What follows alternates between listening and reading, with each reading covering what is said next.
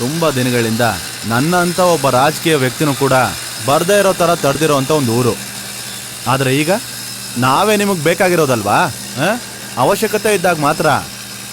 ಊರಲ್ಲಿ ಎಷ್ಟೋ ಬಾರ್ಗಳು ಚೆನ್ನಾಗಿ ನಡೀತಾ ಇದೆ. ಒಂದೇ ಒಂದು ಸಾರಾಯಿ ಅಂಗಡಿ ಲೈಸೆನ್ಸ್ಗೋಸ್ಕರ ಆ ಪಂಚಾಯತಿ ಆಫೀಸ್ಗೆ ಎಷ್ಟು ಸಾರಿ ಅಲ್ದಿದ್ದೀನಿ, ಕೊಡಲೇ ಇಲ್ಲ. ಈಗೇನಾಯ್ತು? ಊರು ಚೆನ್ನಾಗಿದೆಯಾ? ನಿಮ್ಮ ಪ್ರೆಸಿಡೆಂಟ್ ರಾಜ್ಯನ ನೀವು ಅಂದ್ಕೊಂಡಿರೋ ಥರ ಬದಲಾಯಿಸೋಕ್ಕಾಗೋದಿಲ್ಲ ಅಂತಾನೂ ಈಗಲಾದರೂ ಅರ್ಥ ಮಾಡ್ಕೊಂಡ್ರೆ ಒಳ್ಳೇದು. ಕೂತ್ಕೊಳ್ಳಿ. ಏನೇ ಇದ್ರು ನಾನು ನೋಡ್ಕೊಳ್ತೀನಿ ಬಿಡಿ. ರಾಗಿಣಿ ಹೇಳ್ತಿರ್ಬೇಕಾದ್ರೆ ಹಾಗೆಲ್ಲ ಬಿಡೋದಕ್ಕಾಗತ್ತಾ? ಅವ್ರನ್ನ ಮುಗಿಸೋದಕ್ಕೆ ನಮ್ಮ ಹುಡುಗರಿಗೆ ಒಂದು ರಾತ್ರಿ ಸಾಕು.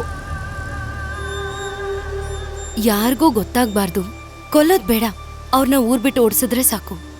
ಇವಾಗ ನೀವು ಹೇಳಿದ ಹಾಗೆ ಒಂದೇ ರಾತ್ರಿಲಿ.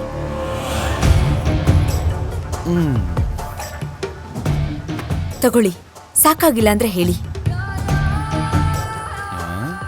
ನಾಳೆ ನಮ್ಮೂರಲ್ಲಿ ತುಂಬಾನೇ ಮುಖ್ಯವಾದ ದಿನ. ಪ್ರೆಸಿಡೆಂಟ್ ಅವರಮ್ಮ ಸಾವಿತ್ರಿ ಇದಾರಲ್ಲ, ಅವ್ರ ಕಾರ್ಯಕ್ರಮ. ಅಂದ್ರೆ ಇದಕ್ಕಿಂತ ಒಳ್ಳೆ ದಿನ ಸಿಗೋದಿಲ್ಲ. ನಾನು ನೋಡ್ಕೊಳ್ತೀನಿ. ನಮ್ಮ ಕಡೆಯವ್ರು ಅಲ್ಲಿಗೆ ಬರ್ತಾರೆ ನಾಳೆ. ನಾನು ನೋಡ್ಕೊಳ್ತೀನಿ ಬಿಡಿ.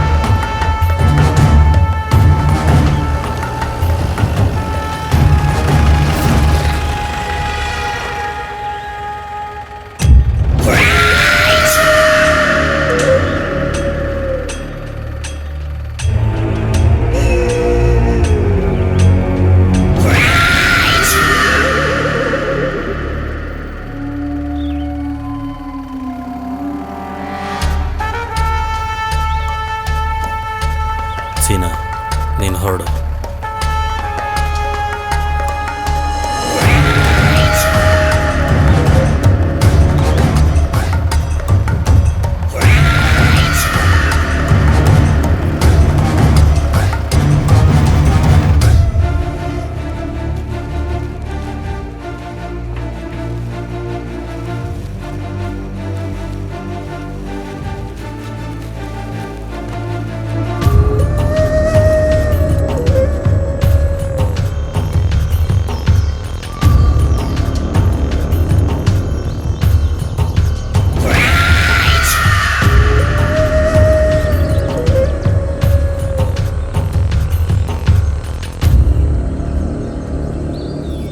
ಅದು ಕೆಲ್ಸ ಮುಗಿಯೋವರೆಗೂ ಇಲ್ಲೇ ಇರ್ಬೇಕು. ಕೆಲ್ಸ ಮುಗ್ದಿದ ತಕ್ಷಣ ಇಲ್ಲಿಂದ ಜಾಗ ಖಾಲಿ ಮಾಡ್ಬೇಕು. ಅರ್ಥ ಆಯ್ತಾ? ಏನ? ಅಲ್ಲ, ಅರ್ಥ ಆಯ್ತಾ ಅಂದೆ.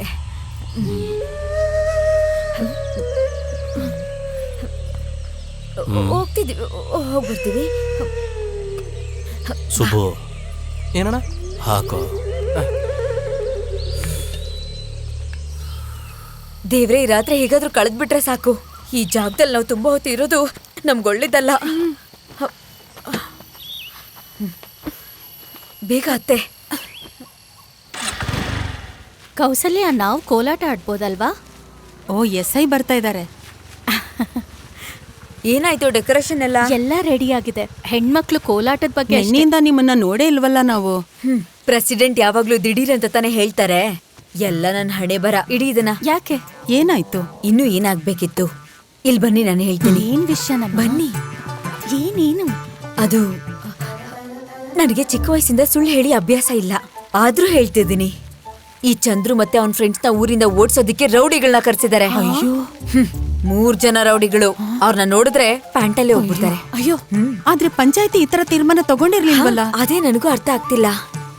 ನಾನ್ ಹೇಳ್ದೆ ಅಂತ ಯಾರಿಗೂ ಹೇಳ್ಬೇಡಿ. ಅದೇ ತರ ನೀವು ಕೂಡ ಯಾರಿಗೂ ಹೇಳ್ಬೇಡಿ. ನನಗ್ ಸ್ವಲ್ಪ ಕೆಲ್ಸ ಇದೆ. ಕಾನ್ಸ್ಟೇಬಲ್, ಗಾಡಿ ತೆಗಿರಿ.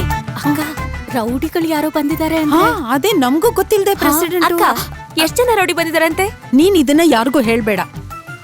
ನಾನ್ ಯಾರಿಗೂ ಹೇಳಲ್ಲ.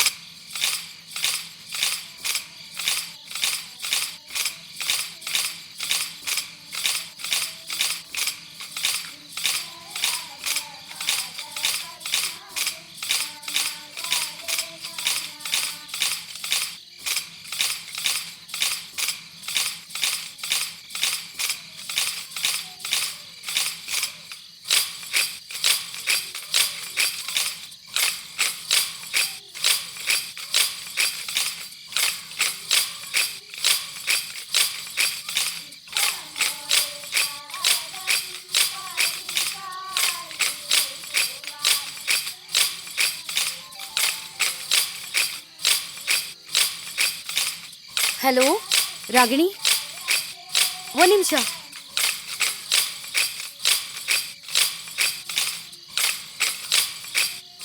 ಹಲೋ, ಇಲ್ಲ ವಿಷಯ ಏನೂ ಗೊತ್ತಾಗಿಲ್ಲ. ನಾನ್ ವೇಟ್ ಮಾಡ್ತಾ ಇದ್ದೀನಿ. ನಾನು ಕಾಯ್ತಿದ್ದೀನಿ. ಸರಿ, ಮಾಡ್ತೀನಿ.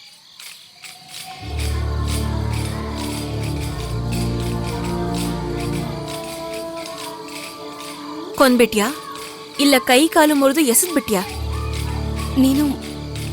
ನೀನೇನ್ ಹೇಳ್ತಿದ್ಯಾ? ಮರಿಬೇಡ, ನೀನು ರೌಡಿಗಳನ್ನ ಕರ್ಸಿರೋ ವಿಷಯ ಊರಿಗೆಲ್ಲ ಹರಡ್ಕೊಂಡಿದೆ. ನಾವೆಲ್ಲ ಹೆಣ್ಮಕ್ಳು ಯಾವ್ದಾದ್ರೂ ವಿಷಯನ ರಹಸ್ಯವಾಗಿಡೋದಕ್ಕೆ ಸಾಧ್ಯನಾ? ನನ್ನ ಹತ್ರ ಒಂದ್ಸಲ ಹೇಳ್ಬೋದಿತ್ತಲ್ಲ. ನಾನೇ ಅವನ್ ಕೈಯೋ ಕಾಲೋ ಹಿಡ್ಕೊಂಡು ವಾಪಸ್ ಕಳಿಸ್ಬಿಡ್ತಾ ಇದ್ದೆ. ಚಂದ್ರುಗೆ ಏನಾದ್ರೂ ಆಯ್ತು ಅಂದ್ರೆ ನೋಡ್ತಾ ಇರು, ನಾನಂತೂ ಬದುಕಿರೋದಿಲ್ಲ.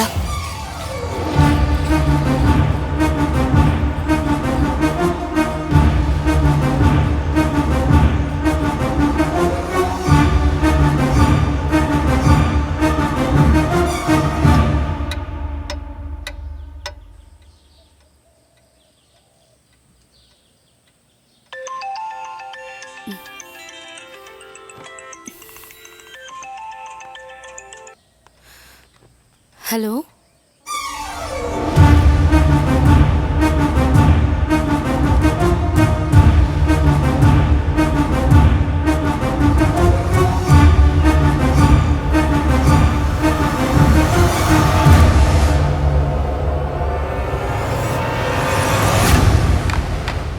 ಅತಿ ದಾರುಣವಾದ ಒಂದು ಘಟನೆ ಈ ಊರಲ್ಲಿ ನಡೆದಿರೋ ಹಾಗೆ ನೀವೆಲ್ಲರೂ ನೋಡ್ತಾ ಇರ್ಬೋದು. ಪಂಚಾಯಿತಿ ಆಫೀಸು ಇಲ್ಲಿ ನೆಲಸಮವಾಗಿದೆ. 9ನೇ ವಾರ್ಷಿಕೋತ್ಸವ ನಡೆಯುತ್ತಿದ್ದ ಸಂಭ್ರಮದ ರಾತ್ರಿಯಂದು ಈ ಊರಿನ ವೀರ ಮಹಿಳೆಯಾದ ಸಾವಿತ್ರಿಯವರ ಶಿಲೆಯು ನಾಶವಾಗಿದೆ. ಈ ತರ ಯಾರು ಮಾಡಿದ್ದಾರೆ ಎಂದು ಇನ್ನೂ ಗುರ್ತು ಹಿಡಿಯಲು ಸಾಧ್ಯವಾಗಲಿಲ್ಲ. ಈ ವಿಷಯದ ಬಗ್ಗೆ ಸಂಶೋಧನೆ ನಡೆಸಲು ಪೊಲೀಸರು ಇದು ನಿನ್ನೆ ರಾತ್ರಿ 12 ಗಂಟೆಗೆ ನಡೀತು. ತುಂಬಾ ಜನ. ಇಷ್ಟೊಂದು ದ್ವೇಷ ಯಾರಿಗಿದ್ದಿರ್ಬೋದು? ಯಾರಿಗ್ ಗೊತ್ತಕ್ಕ? ಪ್ರಯತ್ನ ಮಾಡುತ್ತಿದ್ದೇವೆ. ಈ ದುಷ್ಕೃತ್ಯ ಮಾಡಿದವರು ಸುಳಿವು ಸಿಗದಂತೆ ಪರಾರಿಯಾಗಿರುವುದು ನಮಗೆ ತಿಳಿದು ಬಂದಿದೆ. ಏನಾಯ್ತು? ಏನು ಎಂಬುದನ್ನು ನಾವು ತಿಳಿಯಬೇಕಿದೆ. ಪ್ರೆಸಿಡೆಂಟ್ ಬಂದ್ರು ಅನ್ಸುತ್ತೆ. ಈಗಲೇ ಪ್ರೆಸಿಡೆಂಟ್ ಬಂದಿರುವುದು ನಿನ್ನೆ ತಿಳಿದು ರಾತ್ರಿ ಬಂದಿದೆ. ಪ್ರೋಗ್ರಾಂ ಅವರನ್ನು ನಡೀಬೇಕಾದ್ರೆ ನಾವು ಇದಾಗಿದೆ. ನೇರವಾಗಿ ಪ್ರಶ್ನಿಸುವ ಪ್ರಯತ್ನ ಮಾಡೋಣ. ಮೇಡಮ್, ಇದನ್ನೆಲ್ಲ ಯಾರು ಮಾಡಿರ್ಬೋದು ಅಂತ ನೀವು ಅನ್ಕೊಳ್ತಾ ಇದ್ದೀರಾ?